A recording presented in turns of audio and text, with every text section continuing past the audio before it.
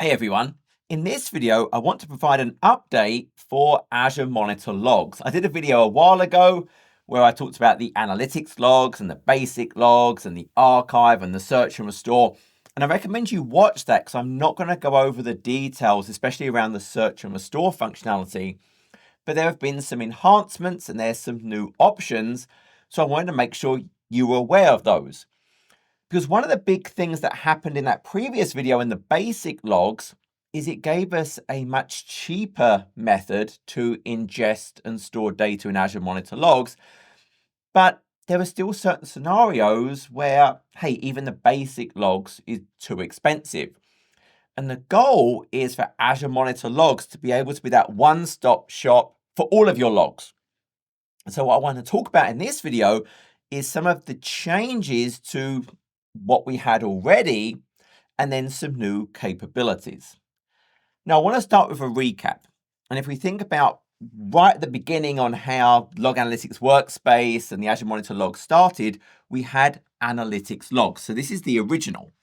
So if we think about, and we'll kind of draw this out, our original functionality was analytics logs. And this was that full power, full KQL. I can do everything I want to do. So I have my full Custo query language sets of interaction with everything I want to do. And with this, we pay for the ingestion into analytics logs. And then we get a certain amount of that retention that is just included as part of that ingestion price, for which we can run those full KQL against. And that is 31 days normally, or 90 if we have Sentinel linked to it. So I'll do a /90 as well. So that is for our interactive ability to run that KQL against it. But one of the things you can do is you can change that retention for the interactive capability. You can actually do it up to 2 years. Again, that's to be able to run that interactive types of capabilities against it. However, the other thing we can actually do is we can have, it was called archive, it's now called long-term retention. So the other thing I can have is you then have the ability to extend that retention, but at a reduced price, into what we now call this long-term retention. And that can actually be up to now 12 years. So the ability that I'm going to keep it, it's not moving to a different place, but think of it as, hey, when I run in this full KQL, there's a certain amount of compute that is tied and be able to hook into the data I'm storing. When the data then goes beyond this interactive retention and now just moves into your total retention time and it moves to this long-term retention, there's not compute associated with it. So I can't run direct queries against the data that is now being stored in my long-term retention. Now, if I do want to, and again, just as a summary, utilize the data that I have now in my long-term retention, there's two things I can do. One of the things I can do is I can run a search. So I run a search job. When I run that search job, I pay based on the amount of data it's scanning, and then it's going to result in an analytics table being created with the results, and then I can go and run my full KQL against it. So I can think about, hey, I'm going to bring in data from this long-term retention, and what it's going to end up doing is creating whatever my table name is, _SRCH. So this is me performing a search to go and use the data that is in that long-term retention. Again, I cannot just run regular KQL once the data has gone into this period of time beyond the interactive retention. Now, the other thing I can do is I can restore. And when I perform a restore, well, this is going to result in an underscore RST table, whatever the name underscore RST. And this actually goes and gets created in this idea of a hot cache. So it's not even like a regular table where it has a certain retention. This hot cache has the ability to now go and run very high performance queries against it. I pay for this until I delete it. There is no set retention. You pay for the amount of data per day with a 12-hour minimum time to keep it and 2 terabytes of data. And that's what we were kind of used to the analytics logs. Again, it's now added this long-term retention. I think originally the retention was maybe 7 years, but now it's up to 12 years, so I can keep it for even longer. And then 2 years ago, they introduced the idea of basic logs. That, okay, there's a certain price and a certain set of capabilities I have here. And then the idea was, well, actually, I have maybe simpler requirements sometimes. I don't need the full KQL to be able to run sophisticated queries across multiple different tables. Maybe I just want to run stuff within a single table. Things like container insights and its V2 schema. Put it all in one table, so basic logs was fantastic for that. So it's the idea of this multi-tiered. So then we had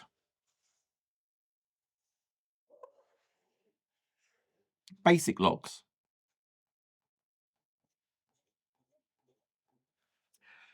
Now, when I think about the ability to interact with this, I get full single table KQL.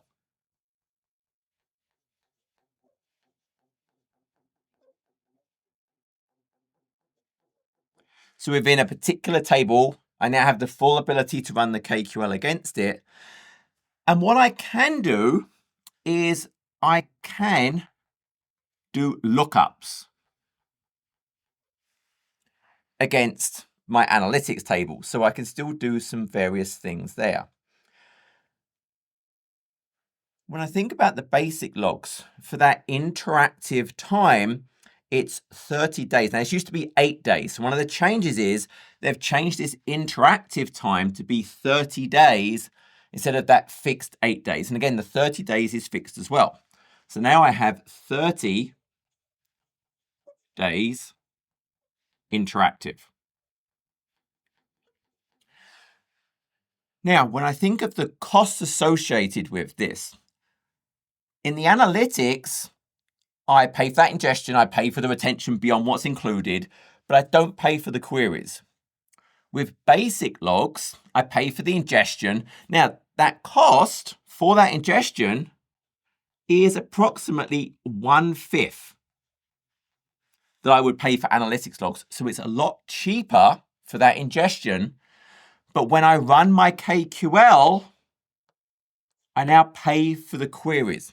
So there's a change there. If we go and look at the pricing, we can see this. So if we look at the pricing options, I can see, okay, if we look at the bottom and we look at the analytics logs, which is where we are, I can see just very high level.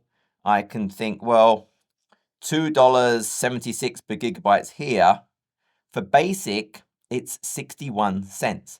So it's about 1/5 of the costs. So it's a lot cheaper.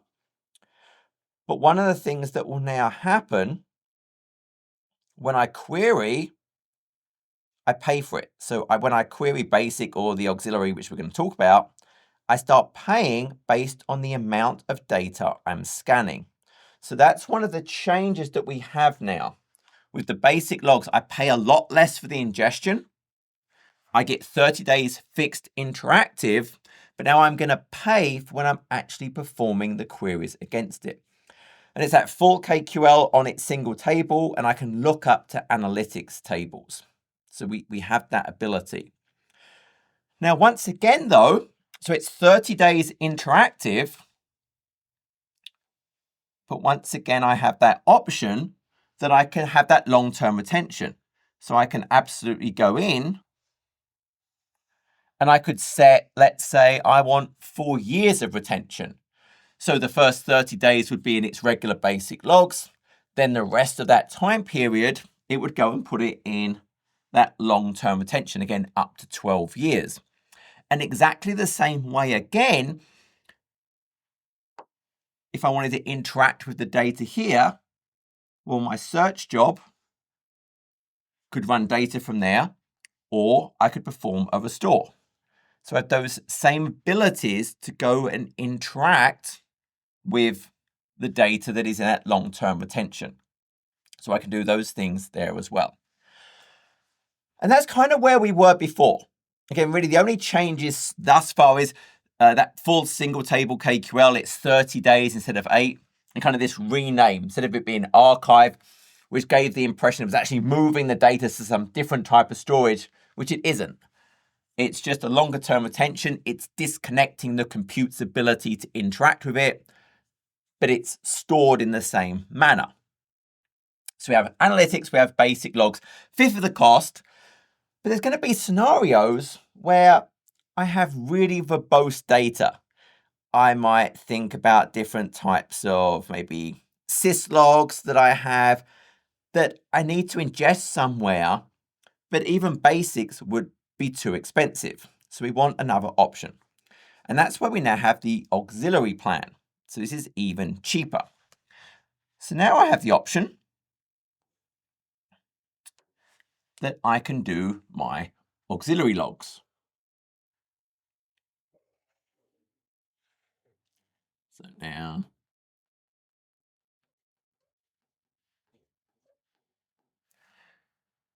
auxiliary logs, once again, is 30 days, interactive. And you'll notice with both the auxiliary and the basic, I can't change that 30 days. I can't extend it to 2 years. It is 30 days. Anytime beyond that, hey, it will then go and move into that long-term retention. But this is approximately 1/5 of the cost of basic. So we go and look at that pricing again. If we now go and look at this cost, the cost of the auxiliary, 12 cents basically per gigabyte, compared to basic, which again was 1/5 of the cost of analytics logs. So we're now getting into this even cheaper sets of storage, and exactly the same again, how you can extend it up to 12 years, but that's just retention. That's not the ability to actually query. The interactive is 30 days of interactive query. So now I can think about, okay, so 30 days interactive, 1/5 of the cost. Again, you get this full single table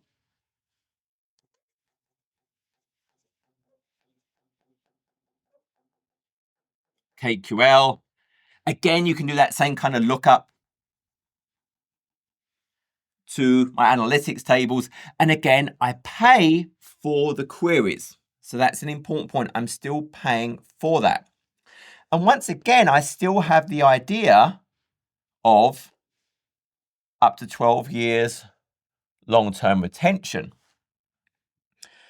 Now, when I think of this auxiliary logs, it's only for custom log tables. I cannot convert other tables to auxiliary, whereas, hey, I could take those certain analytics logs and I could convert them to basic. There is no ingestion time transformations. It's going to be ingested to the table using the same schema as it was ingested into. But if I think about, hey, those net flow logs, those very verbose logs that I don't need to run maybe very deep sets of security investigations into, I don't need all of the different capabilities. This is a really nice option just to bring in that massive amount of data, and then maybe we'll do something later on. Now, today at time of recording in preview, the total retention is 1 year, but when it releases, it will be 12 years. Again, I'm not paying for this today anyway, so it doesn't matter that it's fixed at 1 year. So it's 30 days interactive, keeps it for a year. But once it GAs, it'll be configurable up to the 12 years, whatever you have. Once again, if the data is in that long-term retention, well, I can run a search to go and pull the data into an analytics search table and run questions against it. What I cannot do, though, I cannot restore from auxiliary.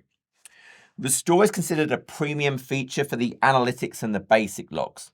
So the only way, once it goes into the long-term retention for auxiliary logs, is I would have to run a search job to pull it into an analytics table.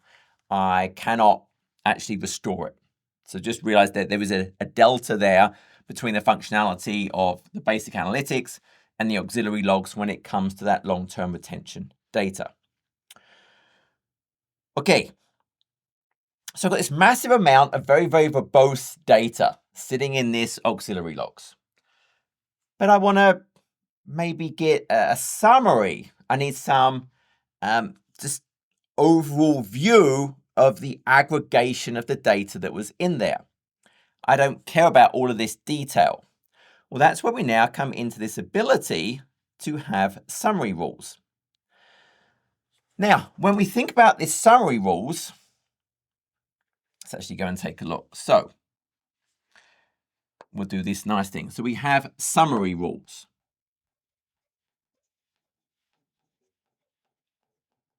And I guess to be clear about something, when I keep talking about search jobs, I can absolutely run a search job against the data in here as well. It's not only in the long-term retention. I guess maybe I should make that a little bit clearer. Technically, a search job could also pull from these points as well.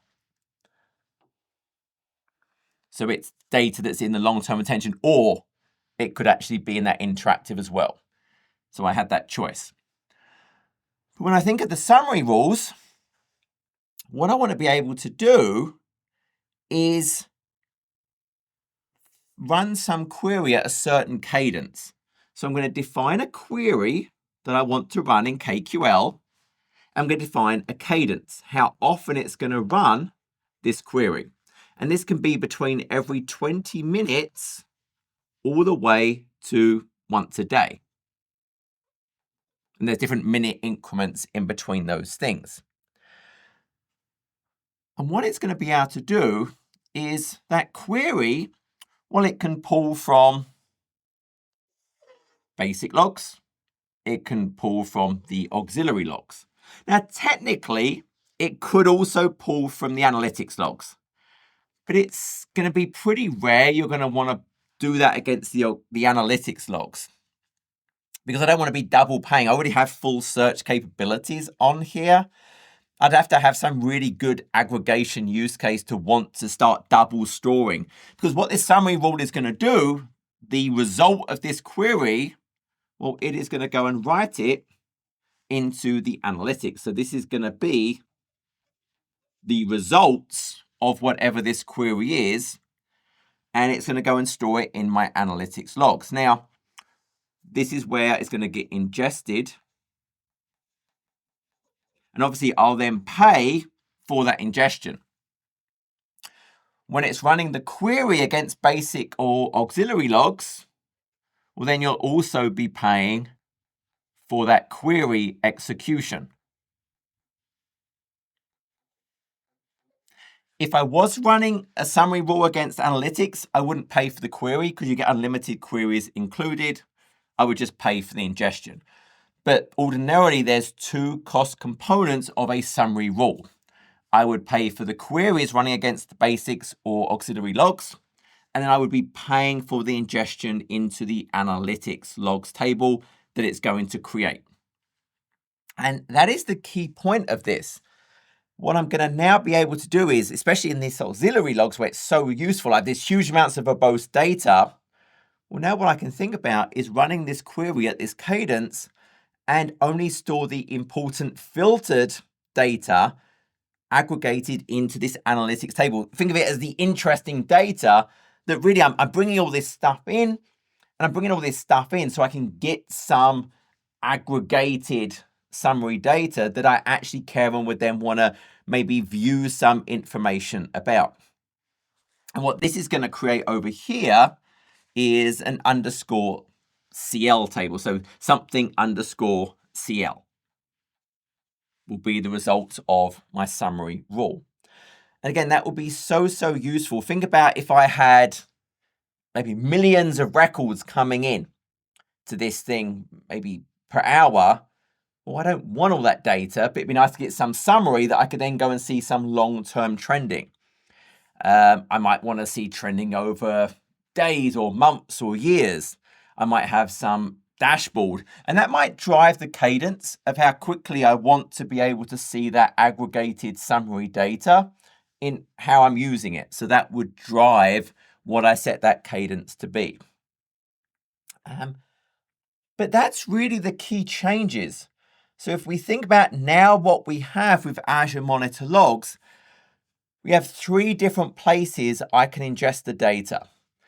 If I have this data and I want full KQL across multiple different tables, hey, we have the analytics logs. We get that 31 days of retention by default. 90 days if it's got Sentinel attached to the workspace, but I can keep it in that interactive for up to 2 years. I would pay for that additional retention. But I can have a long-term retention up to 12 years for any of the time beyond that interactive. And that long-term retention also now applies to the basic and auxiliary. Basic, it's 30 days fixed interactive ability to run the single table full KQL. It's a fifth of the cost, but I do pay for the queries. Auxiliary logs, 30 days interactive as well, single table KQL, but it's a fifth of the cost of basic logs. So a 25th of the cost compared to analytics logs. So it's so much cheaper. Same up to 12 years long-term retention. All of them I can run search jobs against to then get that results into an analytics table. I can also restore, but I cannot restore from auxiliary. Restore is considered a premium capability. So it's analytics and basic logs to then get me those results into a hot cache where I get very high performance, then ability to query against the data I've restored. But now also particularly useful for those auxiliary logs where I may have huge amounts of verbose data, I can now create summary rules. And the summary rule really is just the query and then the cadence I wish to run that query automatically to then go and populate whatever the results of the query I'm defining into an analytics table, this underscore CL. And once again, I pay for the ingestion and I'll pay for the queries against those auxiliary or basic logs. Yes, you can run it against analytics logs, in which case I wouldn't pay the query element, just the ingestion. But once again, because I already have full KQL, there have to be some really good reasons to want to start double storing and double charging for those ingestions in analytics. So that is where we are. Hopefully, when you now look at the Azure Monitor Logs with these 3 different tiers available to you, based on the amount of data, based on the types of queries you want to run against it, hopefully now there'll be an option that will meet your requirements that is cost effective for you. Hope that was useful. Until next video, take care.